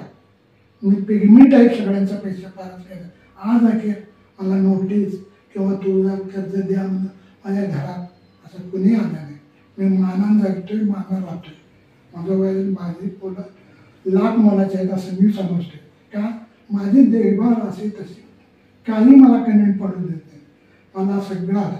मी आता जरी काम होत असलं मला आरामच देणार. मी आत्ता घरी आराम बसूनच आहे. मी दुसरं काय काहीतरी अडचण आलं तर सहकार्य करतोय, अनुभव सांगतोय, असं नाही असं करायचं असं करतोय. माझा एकमेव माणूस तेवढाच आहे म्हणजे सहकार्य केलेला, अनुभवी, त्याला सहकार्य केलेला, तो सुखी बिन सुखी असा आहे. काका तरी पण वयाच्या 77व्या वर्षी देखील तुम्ही आजही तुम्हाला त्या काळामध्ये ओळख करून मदत केलेल्या तुमच्या मित्राची आजही तुम्ही आपुलकीने आवडीने त्याची आठवण काढताय. खूप मोठी गोष्ट म्हणायची. त्यातल्या त्यात मी आतापर्यंत असे अनेक लोक पाहिलेले की आपलं काम झालं, ओळख बंद करायची. कालांतराने जेव्हा कधी रस्त्यावरनं जात असेल त्यांना माहिती असतं की हा माणूस समोर नेतोय, पण त्यांची सध्याची मेंटॅलिटी अशी बदललेली असणार आहे की हा मोठा माणूस झाला, मी मोठा माणूस झालो, आता आम्हाला एकमेकाची काय गरज. जरी समोरनं एकमेकांना आपण भेटत नाही, बोलत नाही, आपण त्यांची आठवण काढत नाही, एवढं असून सुद्धा एवढ्या वयानंतर सुद्धा आजही तुम्ही त्या माणसाची आठवण काढताय का, तर बाबा त्यावेळेसला मला माझ्या जवळच्यांनी मदत नव्हती केली, मला शेजारी आला नव्हता, अरे पण तू आला होता ना. खरी मैत्री यालाच म्हणतात ना. काका मध्यंतरी अमरदादा सोबत माझं असं बोलणं सुरू होतं. तुमचा मोठा मुलगा अमरदादांनी मला एक किस्सा सांगितला होता. एक पुस्तकाचे लेखक आहेत, मराठी पुस्तक ज्यांनी लिहिलेलं आहे त्या लेखकाने तुमच्या नावाचा अनुवाद त्यांच्या पुस्तकात केलेला आहे. मला जरा तो किस्सा सांगायला, कारण काय आहे, आपला हा व्हिडिओ पाहणारे जे माझे प्रेक्षक आहेत, हा जो माझा प्रेक्षक वर्ग आहे, या प्रेक्षक वर्गाला देखील माहिती असू द्या की सावली संवादाची हा जो युट्यूब चॅनल आहे हा नुसता ग्रामीण भागापुरता मर्यादित नसून आपल्या भागातले असे अनेक लोक आहेत की ज्यांचे असे वेगवेगळे अनुभव असतील, त्यांच्या एक त्या जुन्या आठवणी म्हणायच्या, जुन्या ठेवी म्हणायच्या की ज्या आपण आता तुमच्या समोर घेऊन येतो. काका, मला त्या सगळ्यात पहिल्यांदा ते जे लेखक होते व्यक्ती, मला त्यांचं नाव सांगा. कॉलेजला शिकायला होतो आणि आमच्या भाड्यात आले गडिंगमध्ये. त्याचं नाव त्यानं ते बंगार गोळा करतात त्या जातीचा माणूस होता. आणि त्याला मी सहकार्य केलं. तिला भाड्या पैसे मिळायचे नाही किंवा जेवायला किंवा ते मी त्याला सहकार्य केलं होतं. आणि त्यानं जाऊन रिटायर खाऊन चांगला झाला. आणि ते व्याख्यान सांगायचे मला. मग त्याच्या एक पुस्तक लिहिलं होतं तिने. त्यात मला अमर टेलरनं असं निवडले गेलं. आणि शिक्षक जेवढे होते ते मला म्हटलं, तुमचं नाव त्या माणसानं काढलं, मी लई सहकार्य केलं म्हटलं. असं त्यानं मला सांगितलं. पण त्याचा आता अमरलाचं माहिती आहे नाव. त्या कांबळे भंगार टाईप होते. आता ही भंगार गोळा त्याला त्या टाईपला. पण त्याला मी असं मी जाणत नाही. तो दामुक जातीचा आता हे कांबळे लाख मला माणूस आहे. अजून गेला तर 10 लाख देत. किती गरज आहे मला, काय 5 रुपये नको म्हटलं. माझा आणि माझ्या खर्चापुरता आहेत ते मला काय असला म्हणणारा. आणि जी माझी पण पाहुणे पाहिजे आणि त्या माणसाने ते सहकार्य केला. कुठल्या काळाचा माणूस आणि इचलकरंजीचा तो माणूस. आणि शिक्षकात कादंबरीची प्रसिद्ध हित व्याख्यान सगळं. आता शिक्षक लोक माझ्याकडे सगळे म्हणाले, तुमचं नाव ऐकलं राज्य वकील. असं त्या अमरला ओळख करून त्याच्यात जायचा मी प्रयत्न होता आमचा भेटायला. आणि एक दिवस काय झालं माहिती आहे, ते इथं व्याख्यान म्हणून त्याचा विषय होता आणि व्याख्यान होता त्यांचा. आणि त्या दिवशी इथं आमच्या इथं घरी आले. अच्छा. आणि भेटून मला चहा पाणी करून गेले. आणि त्याने सांगितलं असं असं. मग त्यावेळी म्हणाले, तुमचं नाव मी आता असं असं केलं. बरं, असे 2 हे आले. इकडे कोकणात एक भाषण केलं. त्यावेळी तिथली लोक जी माझी ओळखीची होती त्याने बी मला असं सांगितलं. अमरला माहिती नाव ते. चालेल ना, चालेल, विचारतो मी काका. शक्यतो हे बघा, जसं आपलं मगाशी बोलणं झालं की आत्ताच्या मुलांना, जसं आता उदाहरणार्थ मी असेल, मी देखील बोलताना बऱ्याचशा गोष्टी विसरून जातो. एखादी गोष्ट मी बॅगेत कुठं काय ठेवली का नाही वगैरे मी ते विसरून जातो. असं माझ्या वयाच्या लोकांना बऱ्याच वेळेसला ते होतं. तुम्ही तुमच्या वयानुसार आजही तुमचे जे जुने अनुभव आहेत ते आजही आम्हाला सांगण्यासाठी म्हणून कॅमेरा समोर आलाय. त्याबद्दल सगळ्यात पहिल्यांदा मी तुमचं आभारी. दुसरी गोष्ट म्हणजे आजही तुम्ही तुमचे ते जुने किस्से आमच्यापर्यंत पोहोचवताय. आम्हाला त्या गोष्टी ऐकायला भेटतात. त्यातल्या त्यात जरी समजा तुम्ही बोललात की अरे मी थोडंसं विसरून गेलोय, त्या माणसाचं मला नाव आठवत नाहीये, हरकत नाही. माझं एक मत असं राहील, त्या माणसाला तुमचे आभार मानण्यासाठी म्हणून त्या माणसाने त्याच्या लेखणीचा वापर केला. त्यांनी त्यांच्या पुस्तकातनं का होईना पण तुमचे आभार मानलेत. आपण एक आपल्याकडनं असा प्रयत्न ठेवू की आपला हा जो पॉडकास्ट आहे, आपली ही जी मुलाखत आहे, या मुलाखतीतनं आपण त्यांच्या नावाचा सत्कार करूया. जर समजा आत्ताच्या घडीला तुम्हाला त्यांचं नाव आठवत नसेल, हरकत नाही, आपण डिस्क्रिप्शन मध्ये त्यांच्या नावाचा पूर्णपणे उल्लेख करू. मी अमरदादांची बोलणं करतो. ते जे सर आहेत, लेखक आहेत, त्यांच्यापर्यंत आम्ही पोहोचण्याचा प्रयत्न करू. त्यांच्याकडनं सगळी माहिती घेऊ. सगळ्यात महत्वाचं म्हणजे आपल्या मराठी भाषेमध्ये असे अनेक लोक आहेत, असे अनेक शिक्षक आहेत, लेखक आहेत की खरोखर त्यांच्यापर्यंत आपल्या माणसाने पोहोचलं गेलं पाहिजे. त्यांच्याकडनं आपल्या मुलांना नवीन गोष्टी शिकल्या गेल्या पाहिजेत, अर्थात त्यांच्यापर्यंत पोहोचल्या गेल्या पाहिजेत. आत्ता नाही पण भविष्यामध्ये थोडे थोडे करून माझे पण प्रयत्न राहतील. मी देखील बऱ्याचशा गोष्टींचा सध्या प्रचार करण्याच्या तयारीमध्ये आहे.